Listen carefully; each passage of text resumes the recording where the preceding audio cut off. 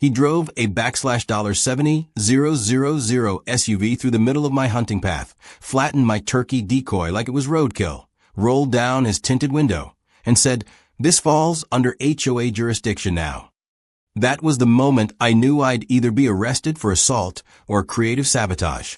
Lucky for both of us, I chose the latter. Now, I've lived on this land longer than my truck has been leaking oil in the driveway, and that's saying something. The trail behind my cabin wasn't a road. It was a personal escape route, a winding dirt path through whispering trees and rust-colored leaves, carved by generations of stubborn men in flannel and flint. Nobody drove it unless they were bleeding, drunk, or part of the family, and usually all three. That path was sacred, and this smug, manicured HOA inspector had decided to defile it with tire treads and hubris. Craig Mutton. His name sounded like a cheap sandwich, and he had the personality of one too, dry, self-important, and full of unseasoned judgment. He wasn't even from here. He bought the corner McMansion 6 months ago, joined the Homeowners Association the next week, and by month 2 was quoting regulations that sounded made up. Clause 14.2b prohibits unstructured flora clustering, and no domestic fowl may appear unaccompanied in a lawn-facing direction. The first time I met Craig, he was measuring the angle of my birdbath with a laser level. The second time, he slapped a $150 fine on my door because my split-rail fence posed an optical hazard to passing joggers. But the third time? That was the SUV incident, and something deep in my spleen snapped. He had been poking around the property line under the guise of easement reassessment. He wore a bright yellow HOA vest, likely self-issued, and a Bluetooth headset he never used except to shout things like "copy that," initiating perimeter sweep into dead air. That morning, while I was dressing a deer and sipping coffee laced with something stronger, I heard the unmistakable crunch of tires over brittle autumn leaves. Then came the clattering of my broken decoy. Then Craig's smug face appearing from the window, like the moon of smugness rising over a dark forest. "This is unauthorized terrain," he declared. "We'll likely need to pave this. It's a potential utility corridor." I stood there, bloodied hands from field dressing, holding a skinned buck's leg like a bat, and said, "You pave it, I'll plant daisies in your radiator." He laughed, not because it was funny, but because he thought I was bluffing. He backed out slowly, kicking up a rooster tail of leaves and mud, and I stood there boiling. That night I skipped dinner, poured a third bourbon, and started welding. The spike trap took me 3 hours. It wasn't meant to kill. This wasn't a medieval movie. It was meant to teach a lesson. I used rusted nails, rebar, and an old rake welded to a saw blade. The whole thing looked like a porcupine on meth. I buried it just beneath the trail's topsoil, camouflaged under leaves, angled precisely for a tire-width strike zone. Legal gray area? Sure. Morally satisfying? Deeply. The next morning, I made coffee and sat on the porch like it was Christmas. The air was crisp. Birds chirped. Squirrels did squirrel things. I waited. Around 9:43 a.m., I heard the rumble. That overpowered, overwaxed monstrosity of a vehicle roared down the gravel road like it was starring in a car commercial. He even had the audacity to play opera music, loud enough to startle the deer population into another zip code. I took another sip of my coffee. It was showtime. He turned onto the trail again. My trail. My home's artery to peace. And then it happened. An eruption of air like a cartoon balloon meeting a nail. His SUV jerked, wobbled, and listed hard to the left. Another hiss. Another pop. 4 for 4. The beast was crippled. I heard the brakes squeal and the door swing open. From a safe distance, hidden behind my garden gnome, I watched Craig kneel beside the tires like a man grieving a fallen comrade. His mouth formed a perfect O of shock, disbelief, and faint betrayal. Then he looked around. He must have realized in that moment he'd been hunted. He stood up slowly, adjusted his HOA vest like it was armor, and pulled out his phone, probably calling the sheriff or a towing company, maybe a therapist. I didn't care. I turned, walked back into my cabin, and let the screen door creak dramatically behind me. By afternoon, the neighborhood buzzed. Someone said there were wild porcupines on the loose. Another rumor said Craig had tried to drive through a swamp. I said nothing, except to one neighbor, Donnie, the ex-Marine who once launched a potato cannon at a drone for flying over his lawn. I caught him grinning at the busted SUV and nodding slightly. He didn't say anything, just handed me a six-pack of beer like it was a medal. Of course, Craig couldn't let it go. That night, I found a printed notice duct taped to my mailbox. Potential security breach reported in the vicinity. Surveillance forthcoming. HOA recommends all residents cooperate with inspections. It was underlined. Twice. This was war now. Not just me against Craig. Me against bureaucracy in cargo shorts. But I was ready. I had ammo. Not the gun kind, though I wasn't short on that either, but something stronger. I had patience, land, a whole pile of rusted junk, and a memory sharp enough to catalog every petty violation Craig had committed. The HOA didn't know it yet, but they'd poked a bear. A bear who liked welding at midnight and had an NSA-trained neighbor named Mrs. Dalrymple who once cracked a Cold War code using a crossword puzzle. But that's a story for later. That night, I slept better than I had in weeks. The trail was quiet again. Order, in its most chaotic form, had been restored. For now. By the next morning, Craig's shredded SUV had been towed out like the carcass of a fallen beast, leaving only the gouged earth and the faint smell of scorched rubber. But even as the scent of victory lingered in the air, I knew one thing for certain. He wasn't done. The kind of man who irons his socks and labels his pantry jars doesn't just let something like this slide. Craig Mutton was the type to retaliate, not retreat. And sure enough, he came back with a clipboard and a vengeance. At first, it was subtle. A few extra patrols passed my house during his morning inspections, which was just him in his oversized golf cart pretending to be Homeland Security.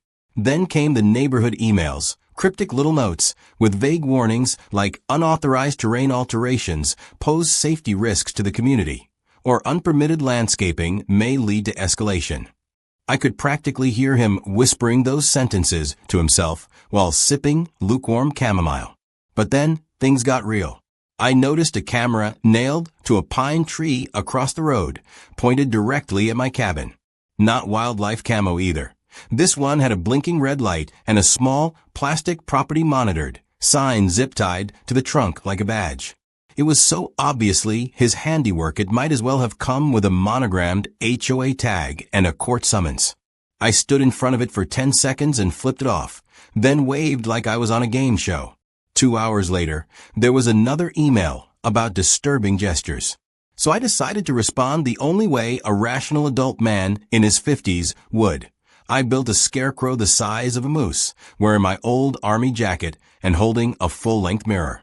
Every time the sun came up, that mirror shot a blinding glare straight into Craig's camera lens, like a laser beam from heaven. It was art. And it worked.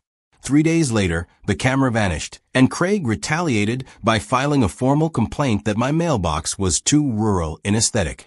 It became a game of chicken, only neither of us was driving a car. We were hurling insults through legal loopholes and passive-aggressive home improvements. My lawn decorations grew increasingly abstract. He sent citations so fast the printer ink hadn't dried. I installed a hammock made of deer antlers. He banned outdoor seating that wasn't neutrally colored. I painted the hammock bright orange. We were locked in a battle of wills, and the neighborhood was starting to notice. Most of the neighbors just watched from behind their curtains, hoping the fire wouldn't spread. But a few picked sides. Donnie, the ex-Marine, stood with me, obviously. So did Tony and Marla from 3 doors down. Young couple, big fans of beer and backyard freedom. Meanwhile, the HOA loyalists, led by a woman named Trisha, who wore yoga pants like a uniform and whose dog had a wardrobe, started a group chat called Operation Order. Their mission? Keep the neighborhood classy, even if it meant surveilling each other like Cold War spies. I should have expected Craig to escalate. But what I didn't expect was the night I found the generator. It was late, well past midnight, and I was hiking the back edge of the property where the tree line gets thick, and the only light comes from the moon and your own paranoia. I had trail cams back there, real ones, for game tracking, not surveillance. But one had gone offline, and I didn't like that. So I went to check. That's when I saw the faint blue flicker through the trees. Not firelight, not flashlights. Electricity. Humming, pulsing, out of place. I followed it until I found something I never expected. A shack. Not mine. Not anyone's I knew. Slapped together with plywood, propped on cinder blocks, humming with power from a gas generator parked behind it. Inside, I could see wires, blinking consoles, and what looked like some kind of satellite equipment. The kicker?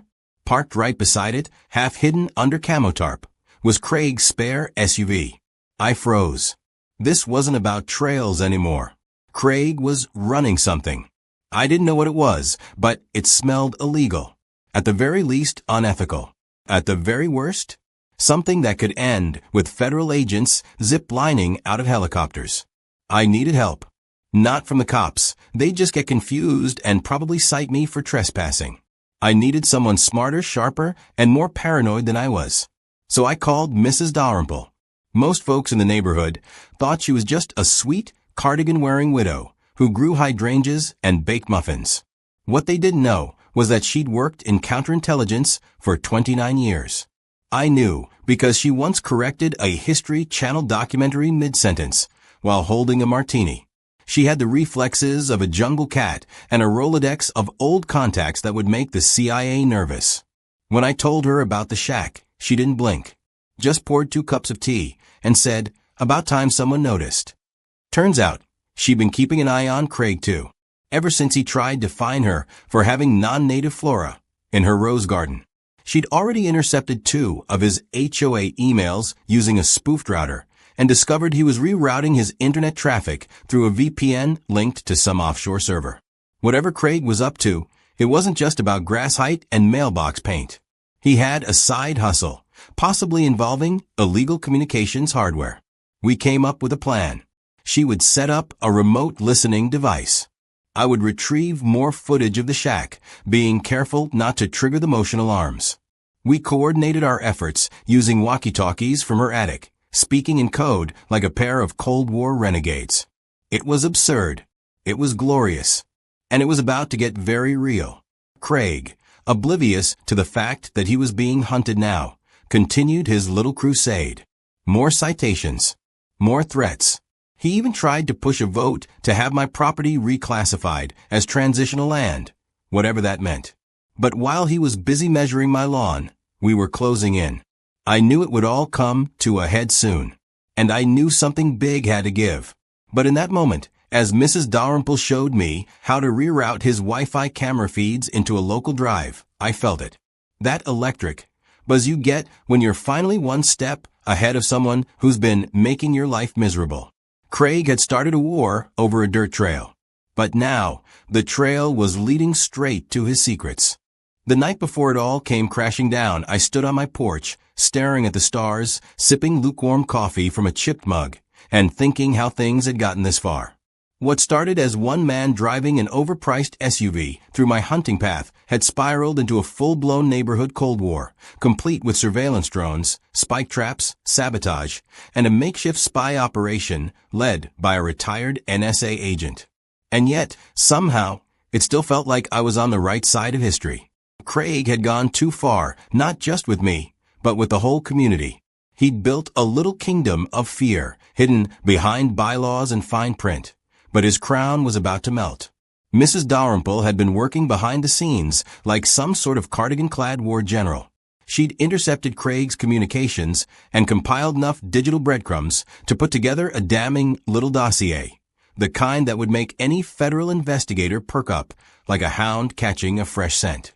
I handled the boots-on-the-ground work.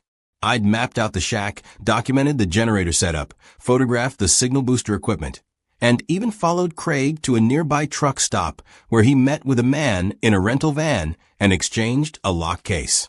It was all there, plain as day. Whatever Craig was transmitting, it wasn't HOA business.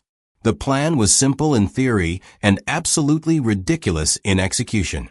We'd hijack the upcoming HOA meeting, Craig had scheduled it to vote on a new amendment, giving himself full oversight of all land-adjacent natural routes, meaning my trail would officially fall under his jurisdiction.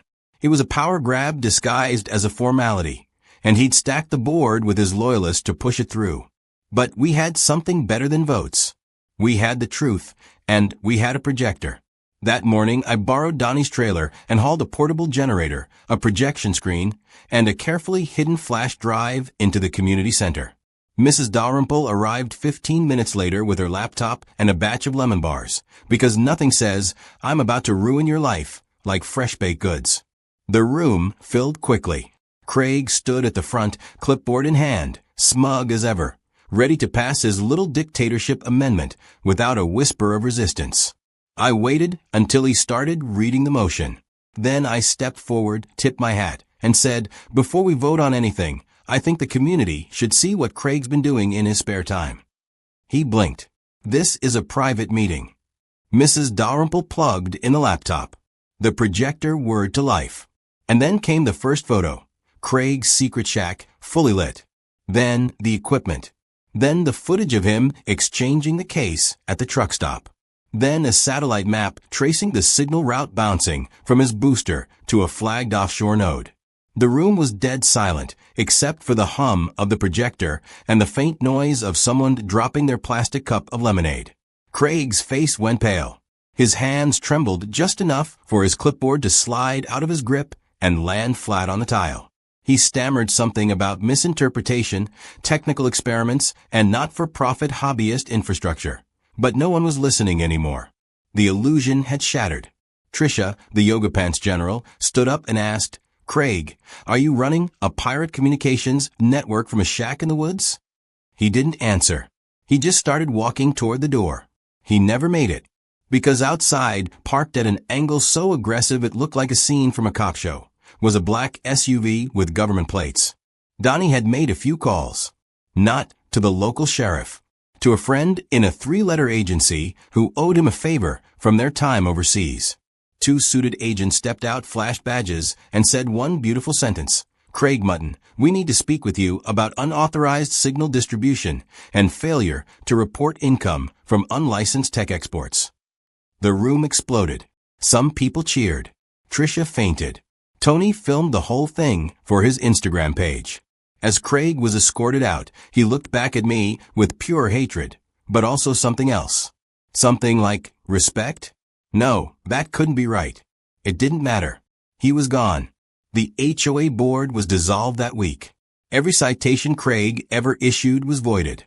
The shack was dismantled and hauled off by men in hazmat suits.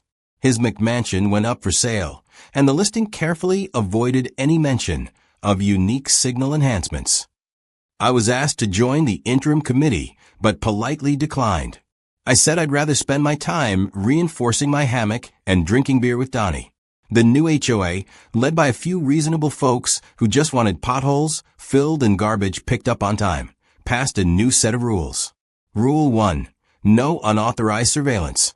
Rule 2. No HOA vehicles on private land. Rule 3. The hunting trail was now officially registered as a historic rural pathway, protected from development, landscaping, and all HOA interference. I laminated that clause and hung it in my bathroom. And as for Mrs. Dalrymple, well, she's become something of a legend. Some say she's working on a memoir. Others think she's been reactivated by an unnamed agency. I just know she visits every Sunday for coffee, and we play a few rounds of cards while watching squirrels raid Craig's abandoned bird feeder. The neighborhood settled into a new rhythm. People relaxed. Flags flew at weird angles again. Lawns grew a little wilder. And I went back to walking that trail every morning with my thermos and my thoughts uninterrupted. One afternoon, I spotted a deer standing exactly where Craig's SUV had once broken down. It looked at me, nodded, and vanished into the trees. Or maybe that was the bourbon talking. The only trace left of Craig was a book he self-published a month later. It was titled, "I Tried to Make Things Better, The HOA Years." It had a cover photo of him holding a clipboard like a sword. I bought 10 copies, mailed one to each board member, and used the rest for kindling during our community bonfire. In the end, I didn't win because I was smarter or richer. I won because I was patient, determined, and just crazy enough to turn a war over a dirt path into a neighborhood reckoning. You can't regulate grit. You can't find someone into silence when they've got an old welder, a squirrel army, and a neighbor with Cold War clearance. The HOA may have had bylaws, but I had the land. And the land, in the end, always wins.